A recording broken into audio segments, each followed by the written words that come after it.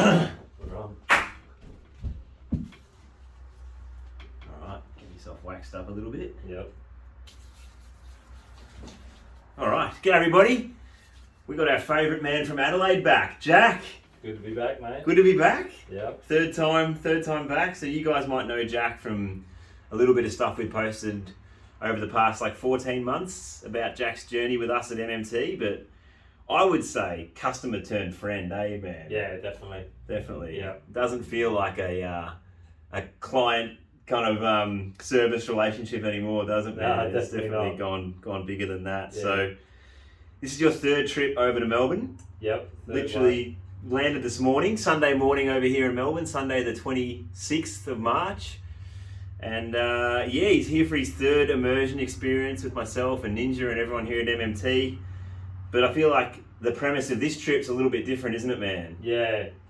So the first two, obviously the first one came over dealing with osteitis pubis, and was sort of really struggling to move at all, and definitely wasn't playing sport or lifting, and that first week was just all about a real good clean out and setting up a solid base and a bit of a launch pad from there. And then I came, finished the fundamental online course, and then came back at the end of the year, and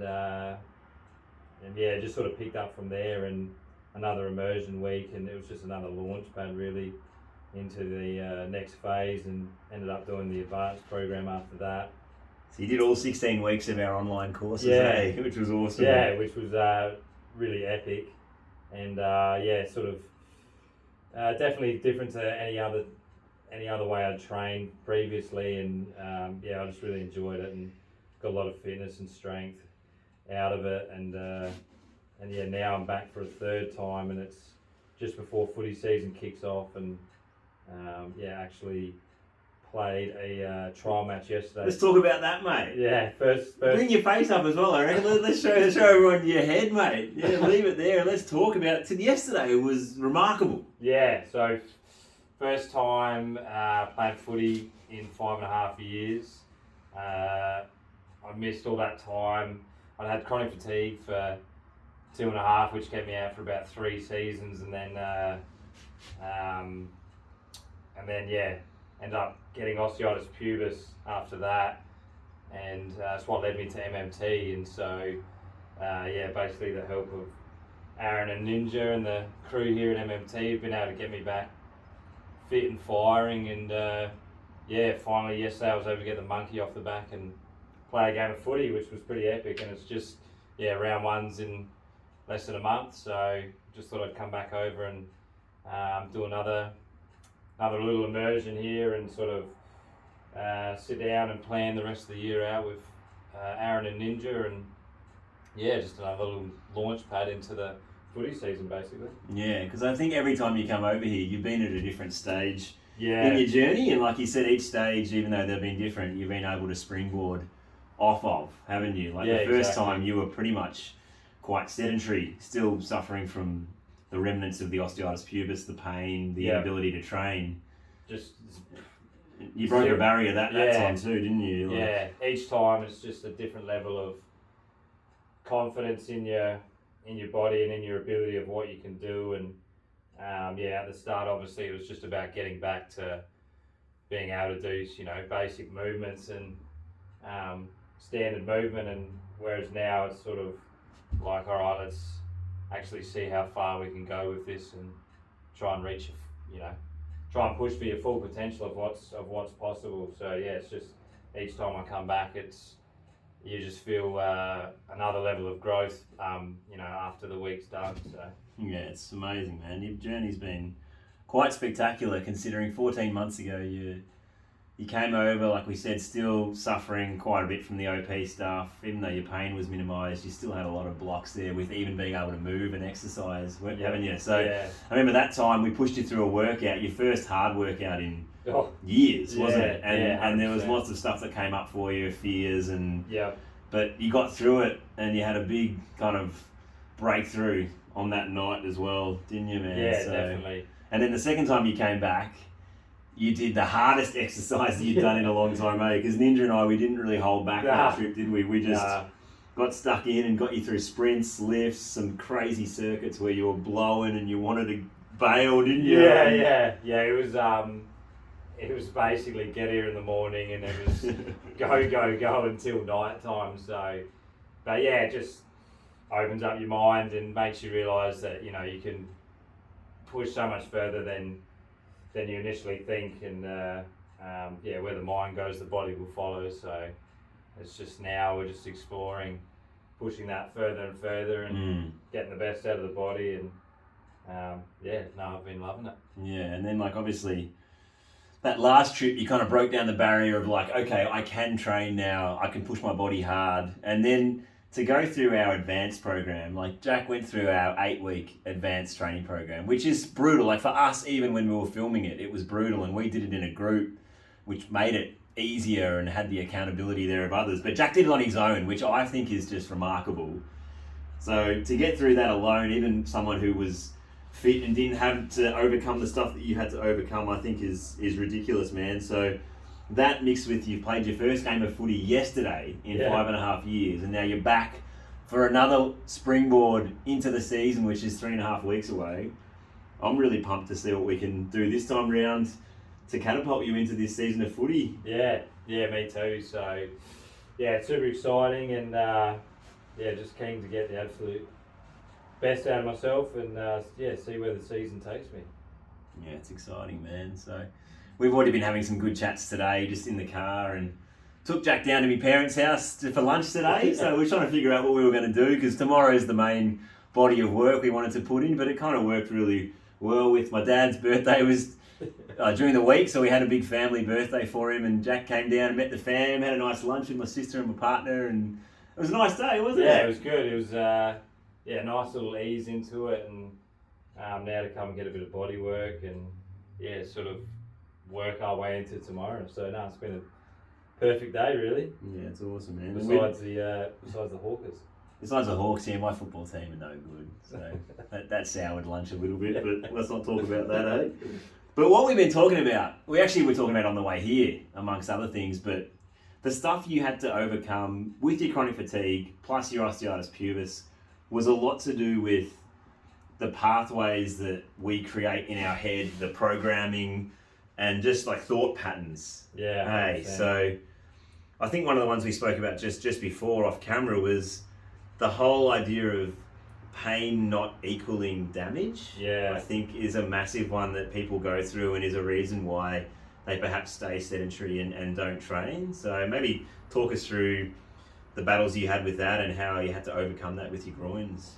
Yeah, well, obviously early on, and it lasted a while. It was quite a painful experience with my OP, and so once you're getting back into, you're coming here and doing the work with you guys and getting back into workouts, initially, there was a bit of pain and, starting to trigger, and that sort of in the past would be, the signal to be like, all right, I need to back off, or the body's not ready to do this. I'm actually, causing some sort of damage or further damage to my injury, but it's just, pain is just it's just a warning signal, that's coming from the brain, and sometimes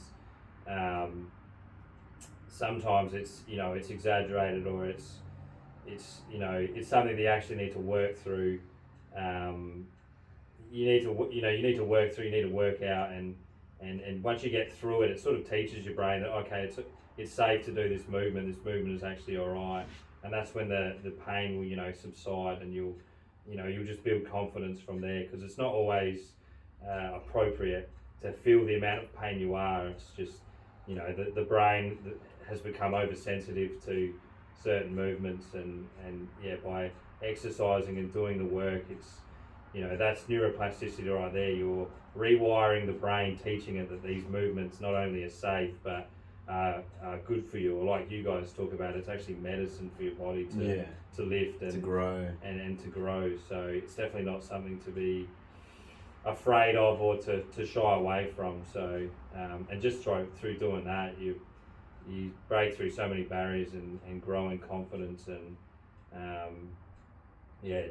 it just gives you the confidence to push through and see what you can really do.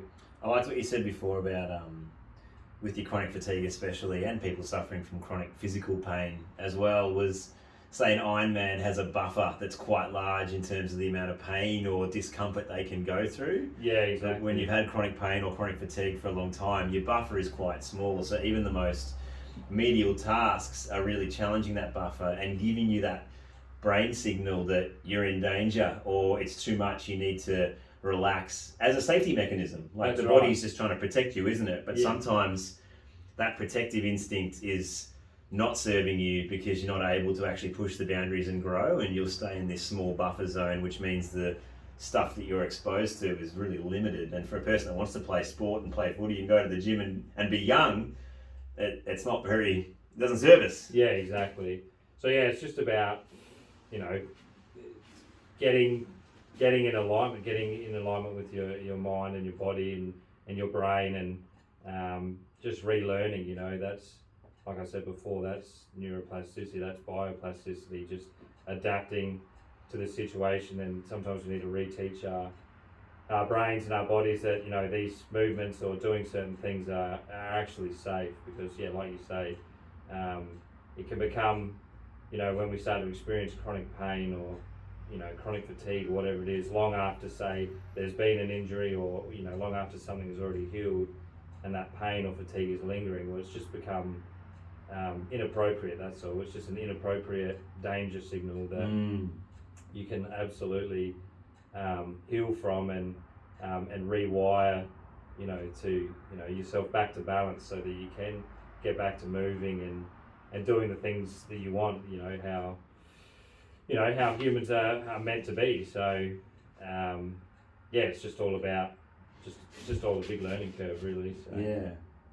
So yesterday, mate, your first game in 5.5 years. Tell us the 24-hour lead up, the morning. How was it? How did you feel? Well, actually, leading up to it, like the week leading up to it, felt pretty good, and felt good out at training. Like, didn't really have too many nerves. Was mainly just excited. And then Friday night, Saturday morning, that's when I sort of started to really think about it. And I guess just have a think about the last, you know, 5.5 years of trying so hard to get back out on the field and all the setbacks. And now that it was kind of a surreal feeling when I took the time to sit back and think about it and be like, man, I'm actually... Reflect a little bit. Yeah, I'm actually about to step back on the field and do this thing that's been so elusive. And yeah, then the nerves started to kick in. But once we got there and, you know, you're in the change rooms and you get into the warm-up, it just started to feel real familiar, real quick, actually. And yeah, once I was out on the ground, it was a lot of fun.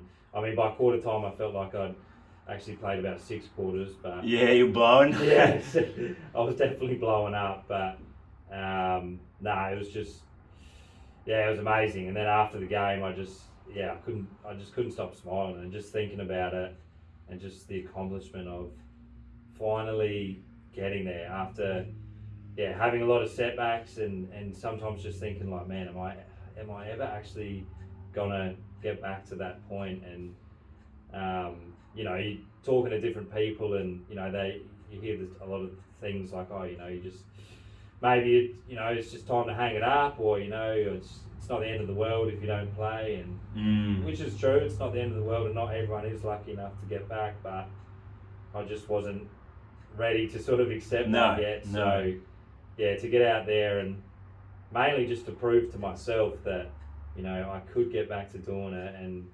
now that I have it, it's just a big monkey off the back, and I can just set my sights on, you know, give myself the best chance to have a good a season as possible, and just enjoy being back out there. So so that's what it's all about, really. Yeah, it's massive, man. Like, I remember when I first met you, like, it probably felt still so far away for you, didn't it? Yeah. Like, you probably didn't absolutely. think in January last year that, like, this season was even a possibility, eh? But yeah, the fact that you've done it, and yeah, like you said, the monkey's off the back now, and then as fate has it, a day later you're back here for your immersion. Like, we didn't plan it that way, but I feel like we spoke before that the fact that you've got that half a footy under your belt now, and now you're here. You know, if you hadn't had that half a footy and you were here, all our planning still would have been geared around you getting that monkey off your back. So now that you're here and it's done, I feel like the springboard is set and we can kind of, we've got the world is your oyster. Yeah, you know, really it's catapult. So, yeah, no, it's definitely, so true. It's, it was such a big deal to be able to just get it out of the way. Like, I was super happy to be out there playing, but it was also just such a relief as well. Like, oh man, like I did it, and now I can settle in, and just enjoy the season. Because I remember we were kind of talking about, you just missed that feeling before a game with the boys, pulling the boots on. Yeah. You know, we weren't talking about playing a whole season or winning a flag. It was just feeling that feeling again of being in a team, and that the smells of a footy change room, the feeling of getting tackled or just running out of the race and there's people there watching you. Like, it's special stuff, man. Like, I always stuck around the club and, you know, it was always very welcomed there, but there's a difference between when you're in the team and when you're on the sidelines watching. Like, it's just not quite the same connection, and you know that footy is not a forever thing. Like, you know, it's a pretty physical, tough sport, and there's only so long that you can play it, and some are lucky enough to play it longer than others. So there was always that little bit in your back of your mind where it's like, maybe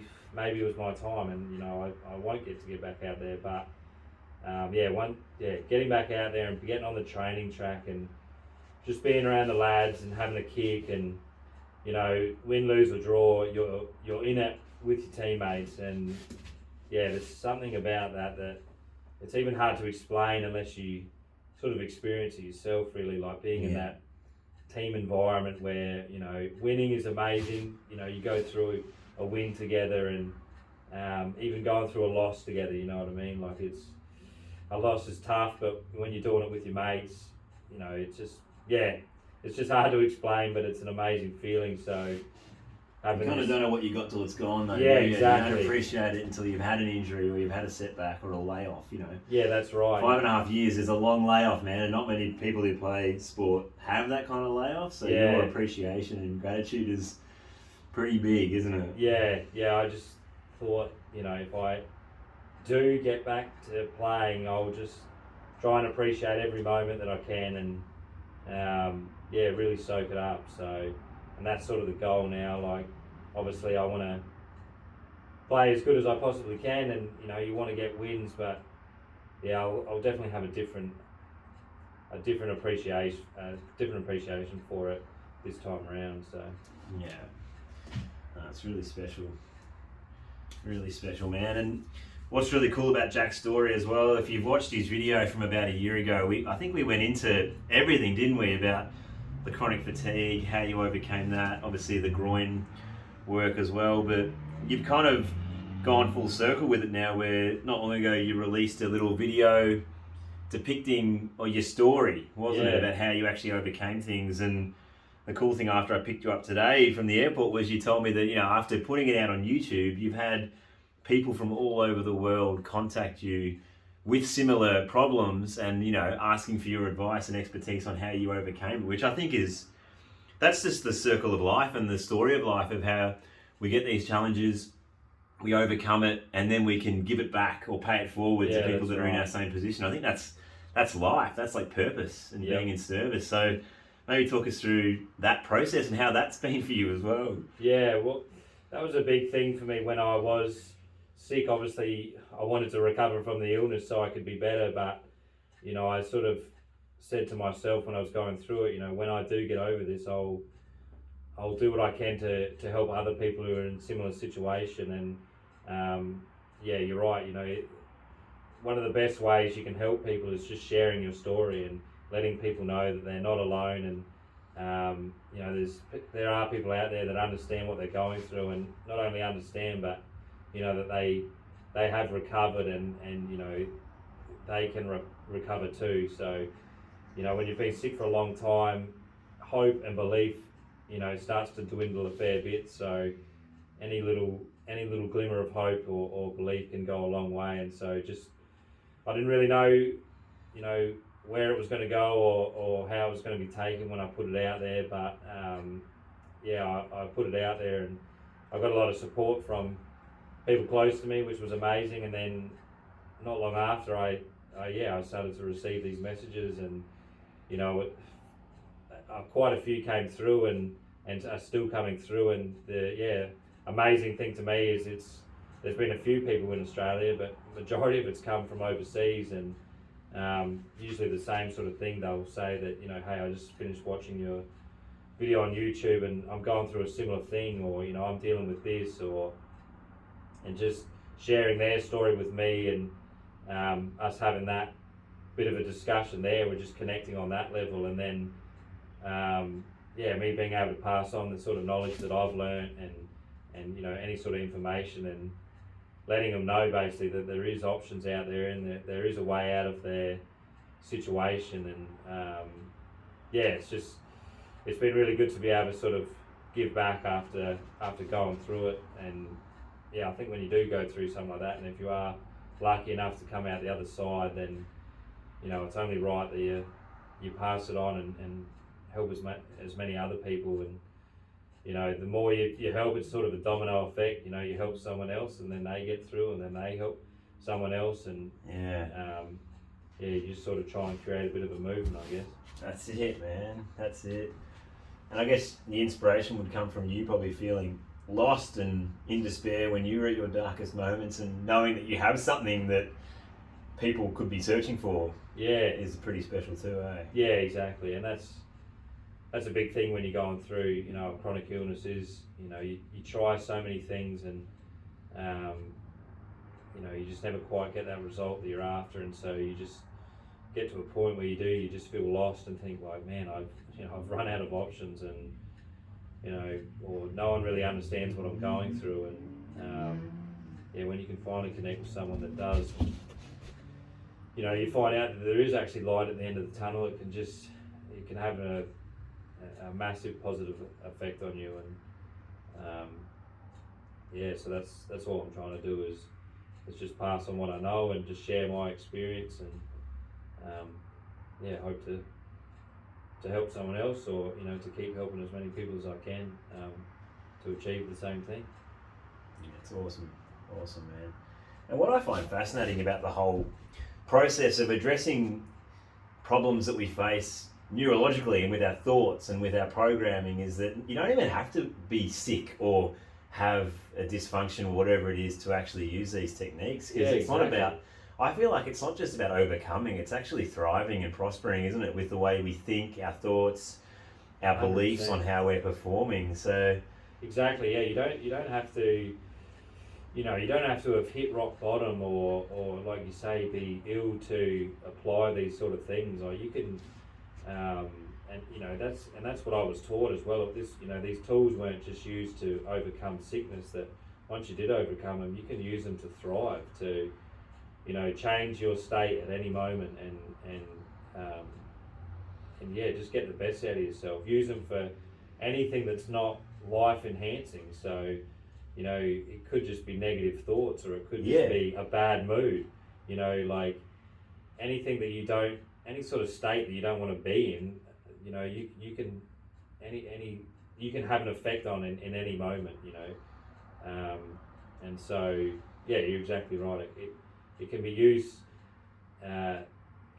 to thrive in life, not just to overcome sickness or injury. So very handy tools to have. Yeah, no, it's really, really special stuff, man. So, what's next?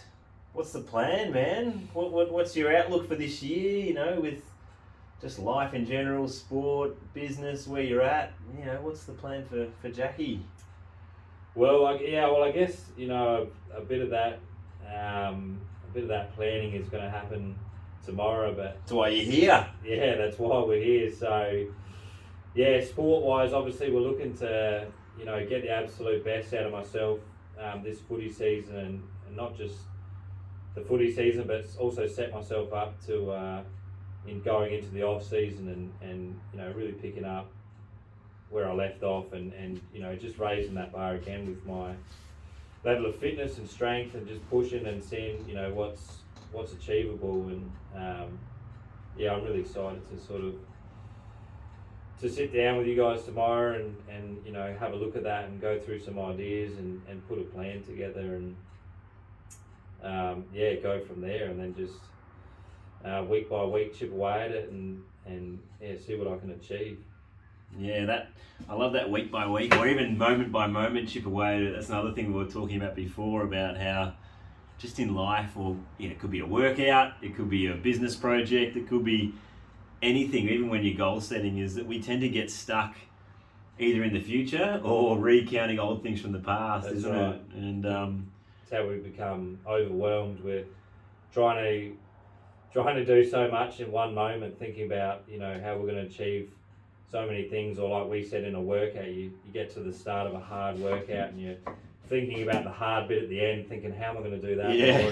And it's like, well, we're not at that point yet, so all we can focus on is the next rep we're doing right now. And as we said in the car, like, you can apply that to anything in life. Like, you can do all the worrying you want about something that's a couple of years down the track, but you can only control what is happening right now. So obviously putting down a solid plan is important, but you can only execute it one moment at a time. It's just it's training yourself to stay focused on being in the moment. And that's how you prevent that yourself from becoming overwhelmed and getting more into a state of flow. And it gives you power back, doesn't it? Yeah, too? Because you kind of, if instead of worrying about the future, you just take back control of what you can control, and that's the next move you make. Exactly. And it kind of all stemmed from that conversation that we had about the first time Jack came over, the first workout that you did in a long time, that we knew we had to put you through a workout. Yeah. Like, we knew that we couldn't leave this first experience, with all the wisdom that we've spoken about. Theory's theory, we had to prove it. So we had to do a workout to overcome it. And we were just recounting the story of that first workout where you whispered to me, I can feel my groins, Aaron. And I just went, cool, man, yeah, sick, go do your next set. Next set. And just sort of, just in that moment, it was sort of like, all right, next set. And then, all that fear and anxiety about, what might happen in an hour or, in tomorrow, or it was just like, well, that it doesn't matter. And that right there was, that's that bioplasticity right there, you adapting and creating new pathways and teaching yourself that what we're doing right now is safe, and not only safe, but it's good for you. And, like you said, pain doesn't always mean damage. So, and that's what that moment there was about, was, teaching, my brain and my body that what I was experiencing right there wasn't dangerous, and it was actually good for me. And it was necessary. And funny enough, I forgot about the sensation that I was feeling, the pain I was feeling in my groin. It sort of went away, and we really just focused on doing the workout was hard, so I just had to focus on doing the movements right and getting through each set. And by staying in the moment and having that focus and that intent, well, the pain went away. I wasn't focused on the pain, and I actually smashed out a really good workout. And that was one of the really big breakthrough moments of that first immersion. And from there, I was able to achieve more than I'd been able to in years. So and it was just another important sort of milestone and learning curve. Yeah, it was so good. And it's not like, I think another thing that we spoke about today was there's no shortcuts as well. No. Like, you went through that in that moment in that workout, but even when you left, like the next day, you felt your groins. And the days after, you were checking in with me saying, Aaron, I'm feeling my groins here. And I just had to tell you that of course you are. Like, it's your weak point and you haven't worked out in so long. And we challenged the pelvic region. Like, exactly, you're going to feel sore, because we had to kind of break things down to rebuild. And I think that's where you got those biggest understandings that pain doesn't correlate to damage. And I think that's what a lot of people out there, if you've got to this point in the video and you're watching, just try and understand that concept, because that can be the most empowering thing to take out of this video, I think, is that sometimes pain is necessary to build stronger, and it doesn't mean that we're breaking down things to be worse. So, and that's right. Like, and once you gain that knowledge and understand it, you're right. That it really is empowering, because the fear then melts away, because you're like, I'm not in danger. Like, and once you don't have the fear, it's the fear that is what. And fear and pain actually are intertwined. When the more fear you have around something, especially pain, the more pain you will fear. Yeah. Because it's reinforcing to your brain that whatever you're doing right now is dangerous. And so the more fear you feel, the more pain it's going to continue to produce. But once you take away the fear, you take away its power, and it's only natural then that over time that pain is just going to fade. Until eventually, when you're doing these movements, you're not going to feel it.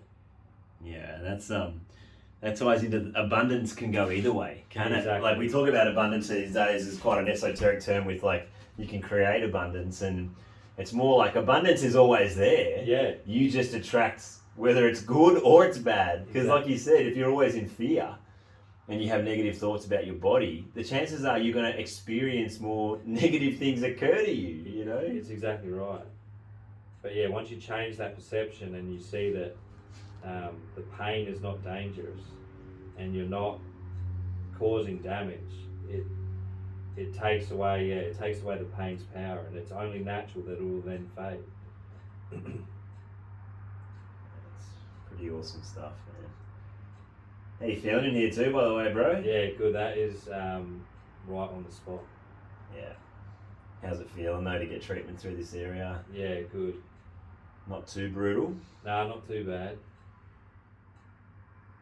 So yeah, Jack's had a little bit of hamstring awareness, neural tension in here from a little tweak he did during the advanced course, which was cool to like. I thought it was awesome to actually see you go through another little setback, or Yeah. you know, albeit little. Like, it was cool to see how you tackled it. Yep. With everything that you faced, because was there a few moments where you were a little bit concerned or worried, you know, in those moments? Yeah, definitely. I think especially getting so close to the football season starting, and me being so close to, you know, achieving that milestone or getting that monkey off the back, and then you have this little setback that, you know, lots and lots of people go through, you know, hamstring strains or whatever it is, and it's not a big deal. But being so close to this milestone, naturally the first instinct was to sort of, almost sort of panic, or, you know, that feeling of dread of like, oh no, like something else is going to prevent me from reaching this goal. But The old here we go again kind of thing. yeah, but after being through so many things and learning these lessons, it sort of gave me a moment to pause, and it was just that same thing of not getting overwhelmed by trying to, you know, look too far down the track, and just be like, right, what do I need to do right now in this moment to help this situation, and what can I control? And it was just about doing that, and, you know, each week slowly increasing, you know, doing the right recovery treatment, but then also slowly increasing, getting back into workouts, getting back into deadlifting, squats, and then eventually getting back to footy training, and, you know, sprinting and stuff. yeah, and eventually getting back to sprinting and changing direction, and, you know, just building it up over the weeks and just trusting the process till eventually, you know, we get to the first trial match yesterday, and I'm out there running around. Yeah. And so You're equipped with much better skills now, aren't you? And Yeah. thoughts and mindsets when you go through setbacks from all Exactly. the stuff you've gone through. And when you went back to the drawing board, we spoke about it in the car, that we did figure out why this happened, wasn't it? Like, Yeah, when you exactly. think about the structure of your week that week, maybe tell the people, when you look back and analysed it, why this potentially could have happened. yeah, well,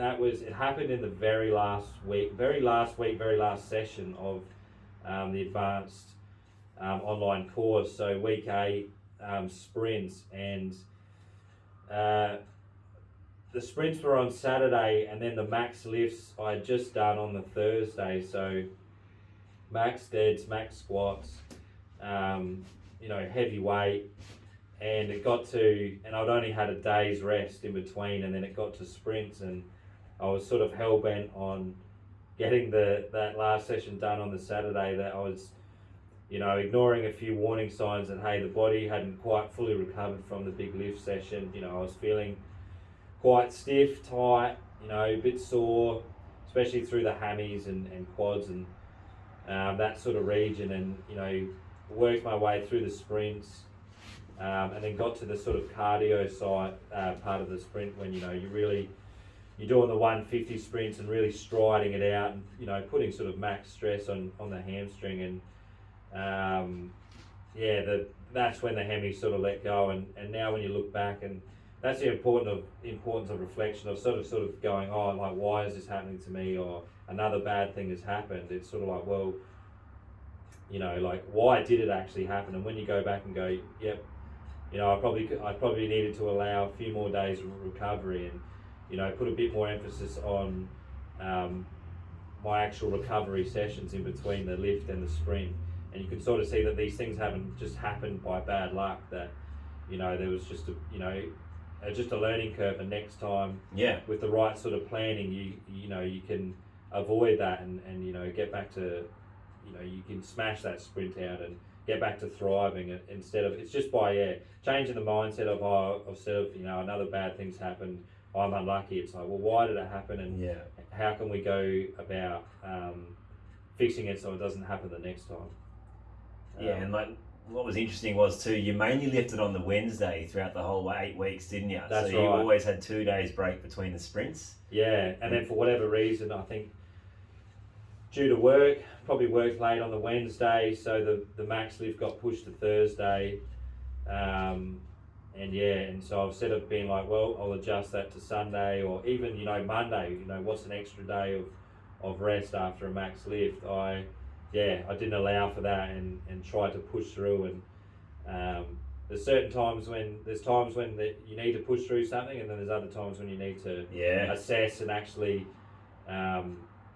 be smart about it, and it's just as long as you learn from it, then it's you're either winning or you're learning. So great way to put it, man. Yeah, so and I've learned from that now, and now I really put a lot of emphasis on warming up correctly, and after my lifts or sprints, warming down, doing that little bit of extra mobility work. It doesn't have to be a crazy amount. Some nights it might just be 5 minutes after a lift or a sprint, but just taking that little bit of extra time to recover, so that I can get the best out of my next session.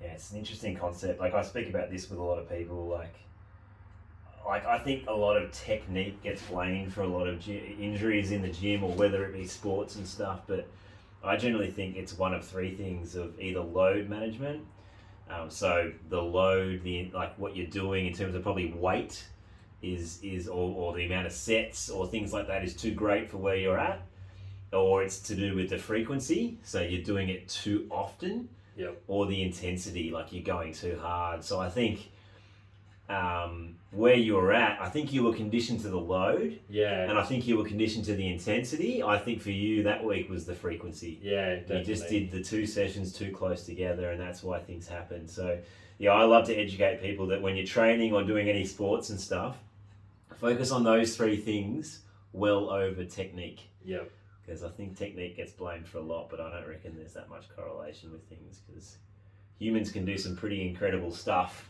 and get in some pretty awkward positions during sports or competitive anything, and so to blame things on joint positions a lot is, I think, a little bit naive. So and then you're also missing that lesson to be learned.